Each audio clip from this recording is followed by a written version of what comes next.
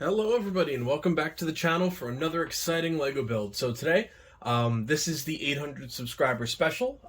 So thank you guys so much ahead of time just for helping me reach 800 so fast. I did not expect to be this far this early on in the game. So thank you guys just so much for all the support. Having an absolute blast. And I really look forward to giving myself a reason to buy a big and/or expensive Lego every month to make it a special video. So today, I'm going to be doing something a little bit different. We're going to be adding my very first Lego train to my Lego city. I'm very excited about this. I've been obsessed with trains, just like most nerds, my entire life. And my trip to New York was actually my very first train ride. Aside from like small trains in Disney and stuff like that, that was my first real one. Going into New York City, out of Pennsylvania, so that was very, very exciting. And when I was coming back, I was given a lot of thought to what train I wanted to add to my city because if you've never looked or you've just been wondering which train you should get, there are tons of options and none of them are essentially cheap. This option actually was probably the most cost effective. Right now in stores, I believe there's a cargo train and a passenger train. The passenger train is a neon green one with a much different front than this. And I was debating getting that one instead. But after seeing it in person, unboxed, and actually running at the Lego store, I decided that I would actually go this route instead. I like the color scheme. That's not to say that I don't love green. I'm a Packers fan after all, so green is definitely a big color in my life. However, I am a big fan of yellow and blue as well. And when I was doing my research, I eventually want to have like a big working train station. Have multiple trains. I already have the trains picked out for like my harbor, which is started but definitely not near finished. But for the space that I have for the harbor and the boatyard itself, it's as much as I can. I don't have space for multiple trains. I wanted to do a passenger train going through the city first, and I was going through all the options. The lime green one is obviously the easiest to get because I can literally go out to Target, Walmart, wherever, and the Lego store itself, and you can just get it. This one is actually a couple years old, but I'm a big fan of the design. It looks awesome, and actually you can get this on Amazon for, I believe it was 140 or 150, which is pretty much retail for it. I saved up a bunch of gift cards. I ended up getting this for like 60 bucks, so definitely solid. Definitely glad I saved up a lot of my points and everything and waited to get a train. But yeah, so if you're wondering why this is the specific one I chose, the price was perfect. It's exactly what I wanted, and it is probably my favorite looking passenger train. I really like the Creator Horizon Express. However, that is about 4 times as expensive as this. And one day when I have a fully working train yard, I would love to get that, the Maersk train. I want to do a cargo train as well. And then for my haunted city district, I would love to do the ghost glow-in-the-dark train from the Monster Fighter series, but that is a whole separate project. If I can work out a way to do like a haunted rail, like maybe some glow-in-the-dark pieces and stuff, that would be my biggest goal, but that's just here nor there at this point. But yeah, so this is my very first train, despite the train obsession. Most of these guys are going to be coming with 1 engine and 2 train cars. If you get lucky, you can actually go on eBay and find individual train cars for whatever train you're looking for. They're still going to probably cost you $40 to $50 a piece just because they obviously are not sold separately. I would love to see just this like a little, almost like a Star Wars battle pack, but for like the city, get a train car. I think that would be really cool if you do like a feature train one year Lego and then do like a $20 add-on for the actual train car itself. Worst case scenario, people are going to just buy it for the actual pieces. Similar to like there's always a train track available. Well, then there should be like a rotating train car as well. I think that would be really cool. But yeah, just a suggestion of something I would love to see one day. Now, if you're going to be running this, I believe it takes 10 AA batteries, or sorry, AAA batteries. I have just some regular ones. I'm going to be investing in some rechargeable ones, specifically for this set, but I wasn't sure if they took AA's or AAA's or whatever, so no, my next Target run, which was this morning, so I wish I would have looked up this sooner. I'm going to go back one of these days and actually get rechargeable batteries to run this a little bit better. You can also run it through your smartphone. Now, if you're running older trains that aren't Bluetooth, you can't run this through that as well. Each of these battery packs and the control module, which I actually do have ready to go over here just to show it off for the actual start of this video, is going to be able to hold train A, which is what I'm going to be running today, and train B. If you want a second train running through your city or whatever, you can run them off of the same control module. I also have the app updating in the background as well, so I should be ready to go on everything. But yeah, so thank you guys so much again for all the support lately. This is train number 60197, by the way, and comes in just under 700 pieces. I'm going to be doing my normal Hyperlapse build immediately after this conversation, so if you're into that, feel free to watch me build this set in a hyperlapse time. If not, you can skip to the end. The actual see the train itself. Since this is obviously a motorized train, I do have track laid in my bedroom floor right now, which my cat is currently trying to Godzilla his way through. You could actually, in the beginning of the video, he was slapping at the track because he's for some reason perturbed by the actual train tracks. But I'm going to do a quick overview of the set itself, and then I'm going to do a separate video of it actually going around the track on the actual floor. So yeah, thank you guys so much again, and I'm extremely excited to start my very first train video.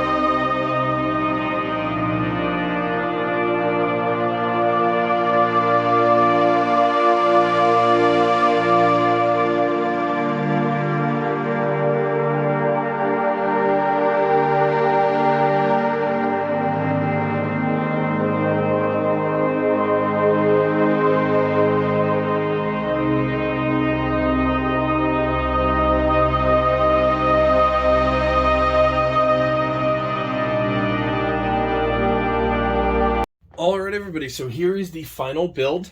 Absolute blast. I love it. The colors are extremely cool. The windows, everything, just everything to do with the train. I really enjoyed. The build was also solid as well. My cat, by the way, if you hear any small noises in the background, is still very angry about the track on the ground for some reason. I did a quick test run with this, and the train driving around him did not make him any happier. When I turned around to actually get my phone to do a quick video, send to a couple people, he literally tackled it off the track like Godzilla and just started smacking at it, and then he smacked my tripod a couple seconds ago as well, so sorry about any shaking. So he's very mad at the train right now. I don't know why, but he does not like this train at all. So he's currently pouting in the corner. I think he'll need a treat after this. But yeah, awesome set. I really enjoy it. That yellowish orange and blue just absolutely pops. Can't wait to get that into the city. As always, I will start with the minifigures. So the first one is the actual train conductor. Really cool figure, pretty basic. City figures aren't exactly the most detailed in the world, but I love the leather like conductor's hat. I think that's really cool.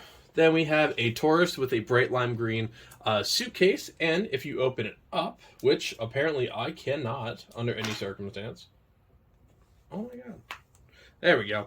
Has a Lego city set inside, which is pretty cute detail.